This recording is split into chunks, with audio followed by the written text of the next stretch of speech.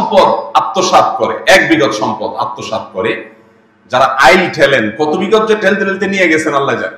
1 বিঘত সম্পদ যদি কেউ কারো আত্মসাৎ করে, নবীজি সাল্লাল্লাহু আলাইহি সাল্লাম বলেছেন 7 তবক জমিনকে কিয়ামতের ময়দানে তার গলায় ঝুলিয়ে দেওয়া হবে। কত জমিন লাগে তোর জন্য, সেদিন মৃত্যু হবে না, কষ্ট যন্ত্রণা এটা ঠিকই হতে থাকে।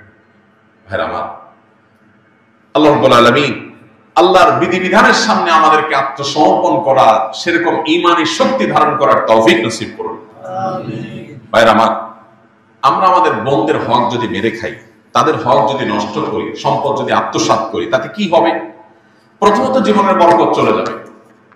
এই যে সম্পদ রাখবেন, এই সম্পদ আসলে তেমন কোনো কাজে আসবে না। সম্পদ রাখবেন, সাথে ক্যান্সার চলে আসতে পারে, কিডনি ড্যামেজ হয়ে যেতে পারে, হার্টে ব্লক হতে পারে, এমন কিছু হতে পারে যে সম্পদ মারছেন বোনের 5 লাখ টাকা, রোগ আল্লাহ ধরায় দিবে 10 লাখ টাকা, টেরও পাবেন না।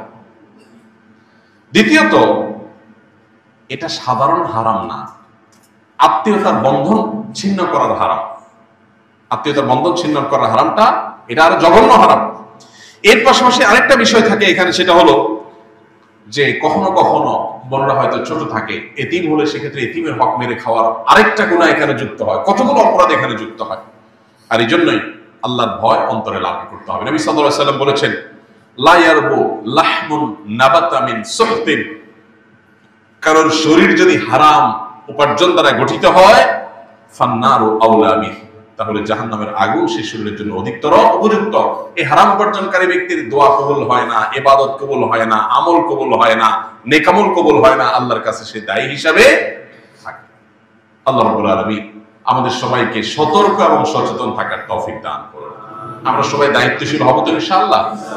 বোনদের হক না দেওয়ার ক্ষেত্রে একটা খোলা যুক্তির কথা বলেছি যে তাদেরকে বিয়ে দেওয়া হয়েছে, অনেক টাকা খরচ হয়েছে, বাবা থাকলে বাবার দায়িত্ব, বাবা যদি মারা যান বিয়ে দেওয়ার দায়িত্ব কার? ভাইদের। আপনি দায়িত্ব পালন করেছেন, কোনো অনুকম্পা অনুগ্রহ করেন নাই যে ওইটাকে কাটাকাটি করবেন, অর্থাৎ বিয়েতে যে টাকা গেছে ওই টাকা আপনি কাটাকাটি করে সম্পদ দিবেন না সেখান থেকে, না, এটা করার সুযোগ নেই। এক। দ্বিতীয়ত, আমাদের সমাজে অনেক বড় বড় কুসংস্কার আছে সংক্রান্ত।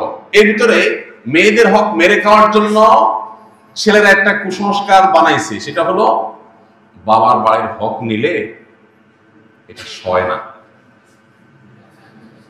শুনছেন আপনারা? হাইরে হাইরে হাইরে, মানে বাটপারি এই লেভেলের সম্ভব? আপনি চিন্তা করেন, একই বাবার সম্পদ, ছেলে সব আগলে ধরে রাখবে, ভোগ করবে, তার সইবে, কোনো অসুবিধা নেই। বোনদের বেলায় এটা বলা হয় মেয়েরা বাবার পায়ের হক নিতে হয় না, বাবার হক নিলে কি হয়? এটা সয় না, ধ্বংস হয়ে যাবে সব, এটা রেখে যাবে, আমার কাজে লাগবে। কত নম্বরের বাটপারে চিন্তা করে, কত বড় ডাহা মিথ্যা কথা। ডক্টর খন্দকার আব্দুল্লাহ জাহাঙ্গীর রহমানের কাছে প্রশ্ন করা হয়েছিল, কোন ভাই যদি বোনের হক মেরে খায় বাবার সম্পদে, তাহলে বোন তার বিরুদ্ধে মামলা মোকদ্দমা করে বিচার বসিয়ে এটা আদায় করাটা উচিত হবে কিনা বলে, নাকি মাফ করে দেওয়া উত্তম? ডক্টর আব্দুল্লাহ জাহাঙ্গীর বলেছেন তার বিরুদ্ধে মামলা মোকদ্দমা করে আদায় করাটা উত্তম। কেন উত্তম? বলেন যে বোন যতই মুখ দিয়ে বলুক তার মনে কষ্ট থাকবে, এখানে আরো মানুষের হক জড়িত আছে। মামলা মোকদ্দমা করে যেভাবে হোক জোর জবরদস্তি করে যদি নিজস্ব হকটা আদায় করতে পারে, তাহলে এই ভাইটা কিয়ামতের দিন পাকড়াও থেকে বেঁচে যাবে, এটা তার উপকার হলো। এই জন্য ভাই, বাবার বাড়ির হক মেয়েরা নিলে তাদের সয় না, এই ডাহা মিথ্যা কথার বিরুদ্ধে আমাদের সংগ্রাম করতে হবে। দ্বিতীয়ত, আমাদের সমাজে মেয়েরা বাবা ভাই হক নিয়ে গেলে এটাকে অনেকে খারাপ চোখে দেখে, মনে করে যে আরে এটা কোনো কথা হলো। মেয়েরাও হেজিটেশন করে নিতে চায় না, কারণ বিয়ের পর স্বামীর সংসার করতে চলে যায় শ্বশুর বাড়িতে, কিন্তু তার নাইটা পোতা আছে তো বাবার বাড়িতে, যার কারণে বাবার মায়ের প্রতি টানটা ঠিকই থাকে। বিয়ের পর 30 বছর 40 বছর 50 বছর পার হওয়ার পরেও বার্ধক্য এসে গেলেও তখনও মনে চায় একটু বাবার বাড়িতে যাই, একটু ঘুরে। তো যদি হক নিয়ে আসি তাহলে কোন মুখে সেখানে আবার যাব, এরকম একটা ব্যাপারও থাকে। এবং সাধারণত আমাদের সমাজে কোনো মেয়ে বাবার বাড়ি থেকে হক টক নিয়ে গেলে, জমি জমা সব বুঝে নিয়ে গেলে, সে আসলে অনেক ছোট লোক ভাই আছে যারা মনে করে যে এখন আর সে কেন আসবে, বাগিনারা কেন আসবে, বোন কেন আসবে। যতদিন হক নেয় না ততদিন বোন আসলে মোরগ জবাই হয়, গরুর গোশত দিয়ে কিনে বাজার করে রান্না করে খাওয়া হয়, কারণ হক আছে। আর হক নিয়ে গেছে তখন মনে হয় পর হয়ে গেছে, এখন পর্যন্ত তার আসার কোনো রাইট নেই। পরিষ্কার জেনে রাখা দরকার, ভাই এবং বোনের সম্পর্ক কি শুধু সম্পদকে কেন্দ্র করে?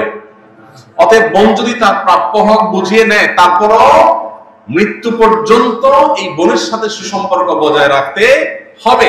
এবং বাবার বাড়িতে, ভাইয়ের বাড়িতে বেড়াইতে আসার অধিকার বোনের ঠিকই থাকবে। আবার ভাইয়েরও কর্তব্য থাকবে বোনের বাড়িতে গিয়ে বেড়ানো এবং তাকে দেখা, খোঁজ খবর নেওয়া। এটার সাথে সম্পদ দেওয়া নেওয়ার কোনো সম্পর্ক নাই।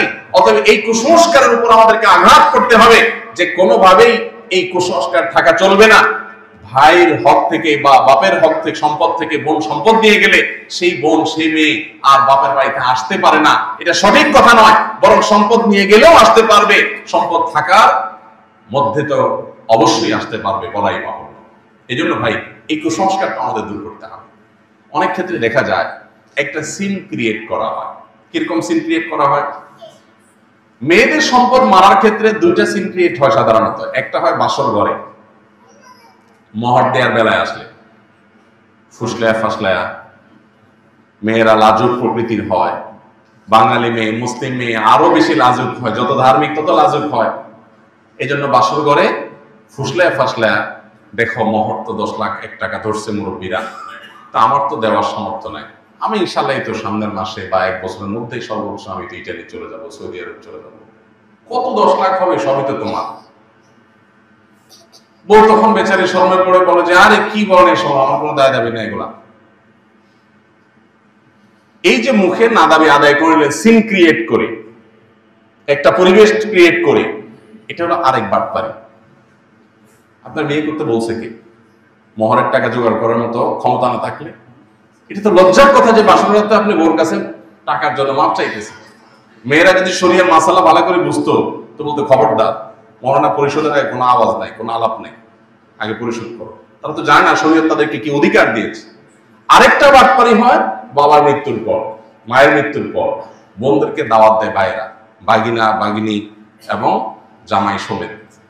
এরপরে কবজি ডুবাই খাওয়ায়, মুরগি, হাঁস, কলিজা, গরু গোস্ত, মাছ ফ্রাই, ভুনা, বিভিন্ন আইটেমের খাওয়ায়া এরপরে শাড়ি, লুঙ্গি, কাপড় চোপড় দিয়া এরপরে আওয়াজ ওঠায়, আলাপ ওঠায়, নাটক শুরু হয়।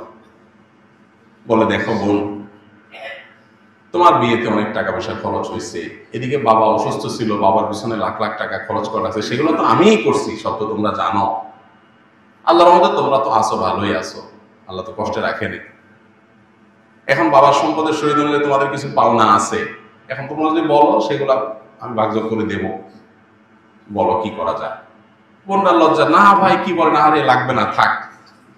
বোনরা চিন্তা করে এই এতিম গরিব ভাই আমার অসহায় ফকিরের মতো ভিক্ষা চাইতেছে, ছেড়ে দেয়। এই যে বোনটা ছেড়ে দিল, সে কি আসলে মন থেকে ছেড়ে দিয়েছে?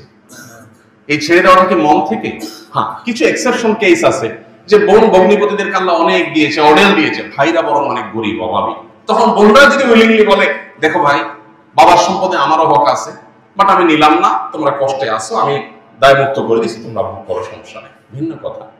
কিন্তু আপনি সিন ক্রিয়েট করলেন, বোন লজ্জা পড়ে গেল, এরপরে সে বললো মাফ করে দিল, আপনি বললেন হুজুর আমি তো মাফ নিছি। এই মাফ হবে না। দেখুন, মেয়েদেরকে ঠকানোর জন্য বহু রকম কুসংস্কার আমরা সৃষ্টি করেছি, এর বিরুদ্ধে আমাদেরকে সংগ্রাম করতে হবে। এই অবহেলিত ফরজ, এই ফরজটাকে প্রতিষ্ঠা করতে হবে, বোনদের হক আদায় করে দিতে হবে। অনেকে আছেন বাবার হক ভোগ করছেন, বাবায় ফুফুর হক মারছে, বাবা ফুফুরটা দাদার সম্পদে ফুফুর হকটা দেয় নাই বাপ চাচারা। এখন আপনি ছেলে বলছেন আমার তো দায় নেই। জি না, আপনারও দায় আছে। আপনার দায় কি? আপনার হিস্সায় যতটুকু আসছে এখানে আনুপাতিক হারে ফুফুর কতটুকু হক আছে ওইটা তাকে আপনি বোঝাই দিতে হবে, না হলে আল্লাহর কাছে আপনি দায়ী থাকবেন।